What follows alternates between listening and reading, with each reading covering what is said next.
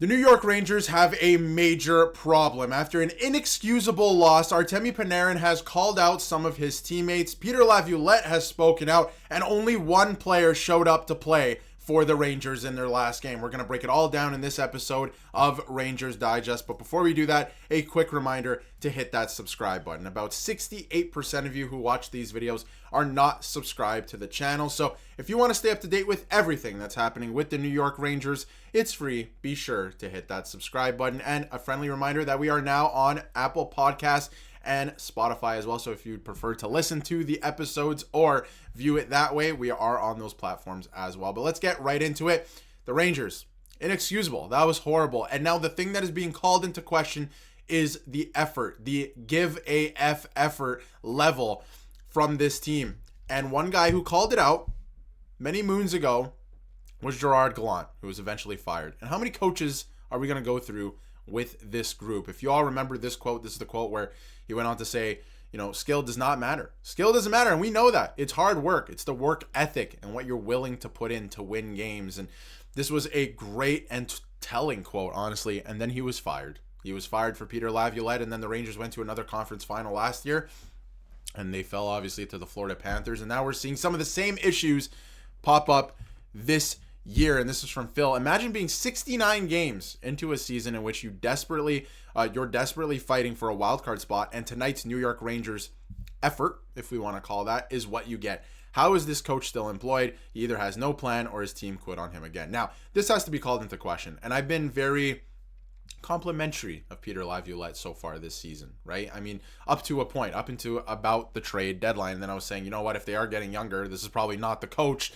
for this team. You probably want to go in a different direction. And at this point, this has to be called into question. The Rangers had less than 15 shots on goal last night in the entire game. You have to call effort into question. You have to call the coaching into question. And the other thing that you have to call into question is whatever this is from last night. I'm going to play a clip here. This is late in the third period. Cooley dumps the puck in. Great idea. Go get a change, right? No problem. Calgary's going to scoop up the puck here. Rasmus Andersson. Where are the forechecker? Where are the Rangers? Where are you guys? You are down by one with 4 minutes left. Your season is essentially on the line. Nobody's come still. Look, now finally Lafreniere skates to the guy. What are you doing? What is that? What is the game plan there? That is not a recipe for success. You allow Calgary to come at you. You're not defending the lead. You need to score a goal. They're not going to move if they don't need to.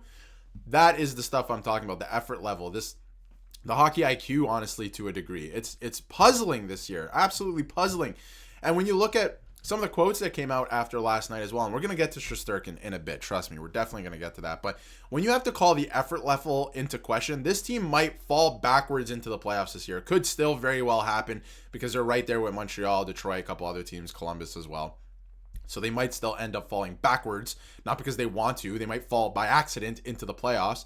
But when you're calling the effort level into question, you're not going to find success in the playoffs. So, what are we doing here at this point? And Vince Mercogliano asked Artemi Panarin after last night's game if he thought the Rangers played with enough effort. And now effort's been the thing all season. I feel like that word's been thrown around, not just this season. This has been the thing with this core group of players. And his answer was telling. It looked like no. I'm sure everyone tried. It's just sometimes, I don't know. It's hard to say exactly what it was.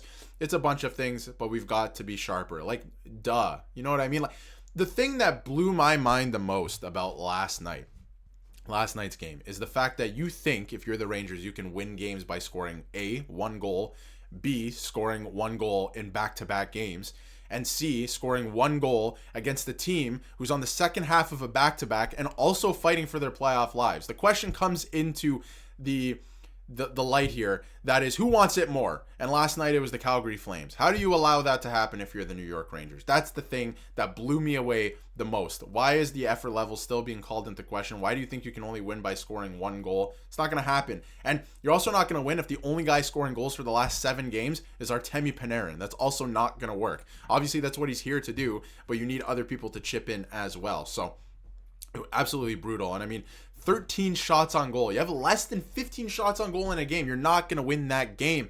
It's the second lowest total, which is absurd to think about, by the way, because their loss in New Jersey on December 23rd, had a video covering that one as well.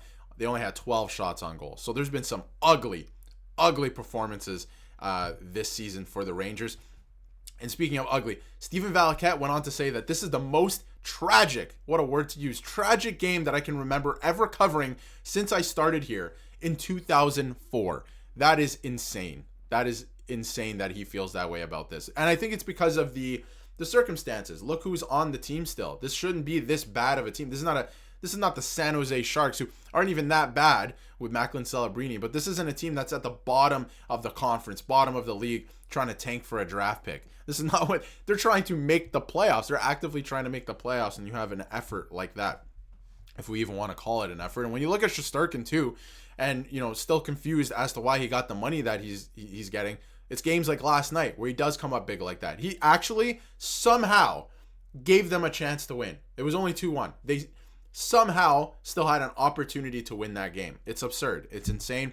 Shesterkin, in my eyes, I've said it the whole time, has been worth the money. I feel like a lot of his struggles this season it's become a thing with the fan base, and I think it's because of the defense and the defensive structure, or lack thereof defensive structure with this team. So I think that he's actually worth the money. And yes, is he the highest paid goaltender in the league? Yeah, because when he's on his game like this, he is the best goaltender in the league. And he gave you an opportunity to win that game somehow last night. Imagine if they won that game. I don't even know what the story would be today, because it's not a great performance. And Artemi Panarin also spoke out on Igor when asked if anyone else besides him showed up, and he said, probably not. Yeah, we know that. We can see that. We got that part, right? Like, this is the thing with this team right now. You'd like to say that they got to get it together, but we've been saying this for months at this point. So my prediction at this point, and I've been saying it for a while, yes, I do still think that they're going to make the playoffs, but boy, oh boy, are they going to fall backwards into it by accident. They are doing themselves absolutely no favors along the way, and for some reason, somehow, I still feel like they're going to fall backwards into the playoffs still in that last wild card spot. So it's going to be very exciting to watch, that's for sure. The last stretch here of games in this season, but absolutely unbelievable. The last thing I wanted to highlight before we wrap up, because I didn't want all of this to be so negative, is Mika Zibanejad. He's had a good last 2 months. He's been playing a lot better, especially since JT Miller came over and he's been playing with him on his wing. Mika Zibanejad was actually showing some emotion last night, yelling at the referee in the blatant non-call, and he's been playing some good hockey as of late, and I wanted to highlight that with his stats. And we took a look just a couple of videos ago and a couple of weeks ago. I mean, his plus-minus was horrible. It was worse than this earlier in the season, so I guess he's getting better in that regard. But when you look at the point totals, he's now up to 49 in 69 games. So a little bit better than where we were earlier this season, where it was looking like he was going to finish the year with 50 points, but clearly not the case. So he has been playing a little bit better. Just wanted to highlight that has not gone unnoticed, I think, by some fans, that he has been playing better on the wing. Obviously, Larry Brooks wrote an article the other day. Go check that out if you want, about him possibly moving back to the center position. I don't think that that's going to happen this year, but we'll see what happens in the future. I do wonder if he's even a Ranger heading into next year. I do think that there's probably, considering everything that's happening right now, especially if they fall backwards into the playoffs, that there's going to be some turnover this offseason. So it's going to be very interesting to watch. Let me know in the comments what you think of everything we discussed today. Terrible performance. They have to come up big against the Toronto Maple Leafs in their next game, because guess what?